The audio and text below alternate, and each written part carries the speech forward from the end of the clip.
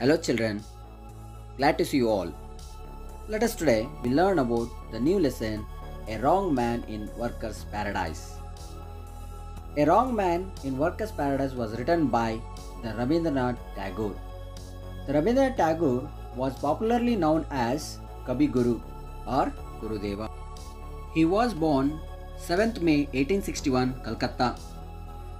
He was 13th son of Rabindranath Tagore and Sharada Devi. He was a great poet and a philosopher. He wrote many stories, novels, poems and drama. He was not only a great poet but also a genius in artworks, woman face, head study, geometric, dancing girl, landscape and many more. In 1901, Tagore founded an experimental school in rural West Bengal at Shantiniketan, where he sought to blend the best in Indian and Western traditions. Children enjoyed a unique way of learning here. In 1921, it became Vishwa Bharati University. He was the first Indian to receive the Nobel Prize. He was awarded the honor in 1913 for his Gitanjali, a collection of poems. Before going to start the lesson, we know the meanings of this lesson. Whims, a sudden change of mind or desire.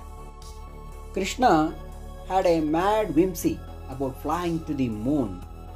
Sculpture, an artwork made by carving on stone or wood.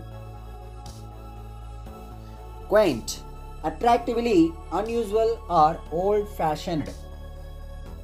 Lingered, stay at a longer time than necessary. Some students linger in the lobby waiting for their rides after the school. Seldom, not often, rarely. Due to the pandemic, children are seldom seen out playing on roads. Jostled, rushing towards somebody in hurried way. Can you observing the children? A man moving here and there, isn't it? Torrent, a strong or fast moving stream. Pitcher, a large jug. Yielded to concede under some degree of pressure. After much resistance, yielded to is request to join the function. Children, let us now start the lesson A Wrong Man in Workers' Paradise. The first para. The man had never believed in mere utility. Having had no useful work, he indulged in mad whims. He made little pieces of sculpture, men, women, and castles, quaint earthen things, dotted over with seashells. He painted. Thus, he wasted his time on all that was useless, needless. People laughed at him. At times, he vowed to shake off his whims, but they lingered in his mind. Some boys seldom played their books and had passed their tests.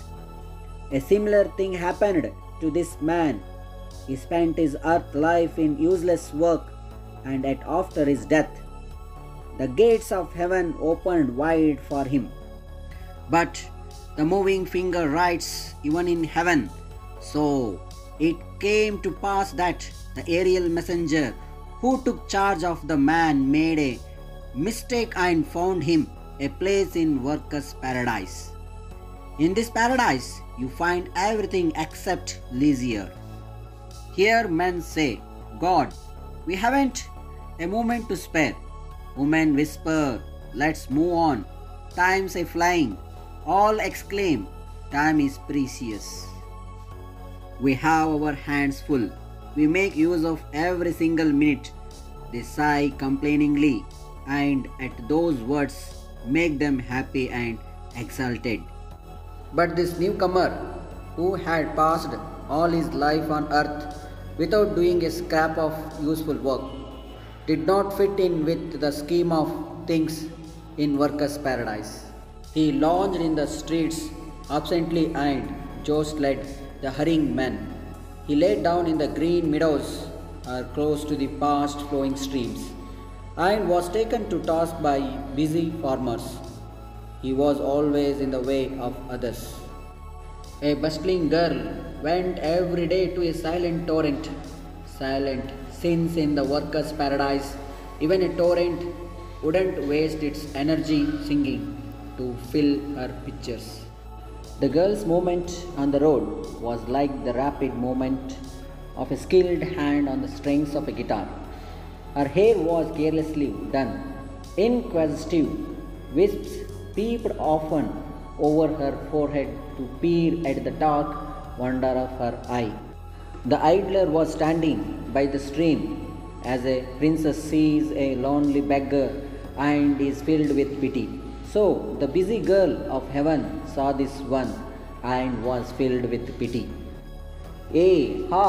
she cried with concern. "You have no work in hand, have you?" The man sighed. "Work? I have not a moment to spare for work." The girl did not understand his words and said, "I shall spare some work for you to do, if you like." The man replied, "Girl of the silent torrent, all this time I have been waiting to take some work from your hands." "What kind of work would you like? Will you give me one of your pictures, one that you can spare?" She asked. "A picture? You wanted to draw water from the torrent?" "No, I shall draw pictures on your picture." The girl was annoyed. "Pictures? Indeed, I have no time to waste on such as you. I am going." And she walked away. But how could a busy person get the better of one who had nothing to do? Every day they met, and every day he said to her, "Girl of the silent torrent, give me one of your clay pictures. I shall draw pictures on it." She yielded. At last she gave him one of her pictures. Yes, children, did you recall the story? What are the characters in the A Wrong Man in Workers' Paradise? A idle man, nothing but idler, and aerial messenger. Then what do you mean by aerial messenger? Aerial messenger, nothing but he was connoted as an angel, and a bustling girl, and in Workers' Paradise. How the man's life on earth. The idler man wasted his time on useless and needless work, like making little pieces of sculpture, painting, and earthen pots. But still, after his death, he goes to heaven. Some boys seldom play their books. Here, some boys compared to the artist. They are not studying, means compared to here, he is wasting all his time in a painting. And he was a test compared to here, going to heaven. The next, the picture in Workers' Paradise. One can find everything except leisure. Here, everyone are busy in just working. They are happy with the amount of work and exclaim that time is precious and make use of every single minute to complete the work. How do you know that people enjoyed work? Men say, "God, we haven't a moment to spare." That means they are happy and proud to be so busy. Nothing but they are working very hard. Women whisper, "Time's a flying." All exclaim, "Time is precious." They sigh complainingly, "Our hands are full. We must make use of every single minute." But still all are happy working. The newcomer in Workers' Paradise. He did not fit the scheme of things in the Workers' Paradise. He lounged in the streets absently and jostled the hurrying men. He was taken to task by busy farmers, as he was always in the way of others. The bustling girl in the paradise, she every day went to a silent torrent to fill her pitchers. Torrent nothing but a stream of flowing waters. Her movement was very rapid like a skilled hand in the strings of a guitar. Here, the author is compared to how she was work. She has become very like a skilled hand in the strings of a guitar. She took the pot and to fill the water in the torrent. She was so involved in her work that she hardly cared about her looks. The idle man meets the girl.